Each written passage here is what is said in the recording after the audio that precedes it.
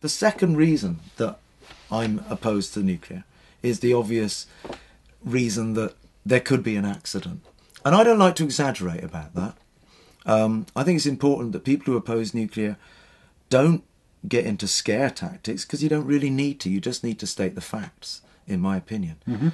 And Fukushima is an example of the reality that if a nuclear power station goes wrong, it's gone completely wrong.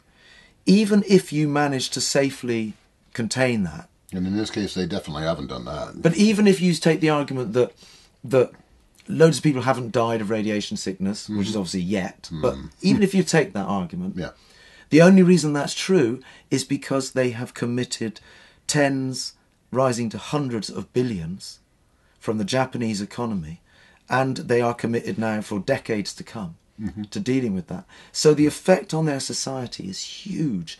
The effect on Somerset would be devastating. It would be the end of our agriculture, the end of our tourism. We'd all have to leave. And so I think you have to have a very good reason for doing something like that.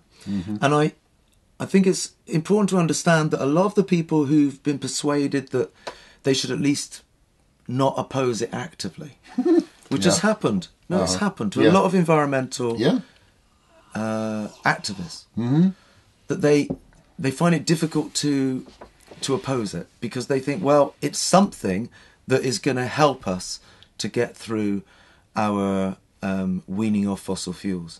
And this is, I think, is the nub, because even if you accepted that the emergency is so great that we have no choice but to commit future generations to dealing with our problem, because we can't deal with it now, because we want so much energy. Even if you accepted that, then Hinkley C doesn't answer that problem. It doesn't answer that problem for the simple reason that it's going to cost us all a massive amount of money, so it's going to lead to fuel poverty. It's taken the commitment of public funds and political will away from the renewable sector. Something that I'm most upset about. So you should be. The renewable sector, as is recognised now in most parts of the world, is a revolutionary new sector. It's got huge potential. We're only at the beginning. Human ingenuity is applied to that issue of how we harvest the abundant energy which is streaming into this planet every day, every minute of every day, which has created us. That's how abundant it is. It's created life on this planet. And we just got to figure out how to harness it. And we're already well on the way.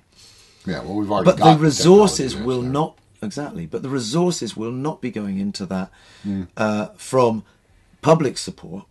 And the politicians will feel as if they've been let off the hook. No politician, because they only think in terms of elections, as you know. They only think in terms of surviving the next week with some sound bites.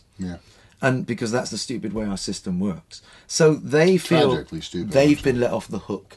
They can say, it's all sorted, it's being dealt with.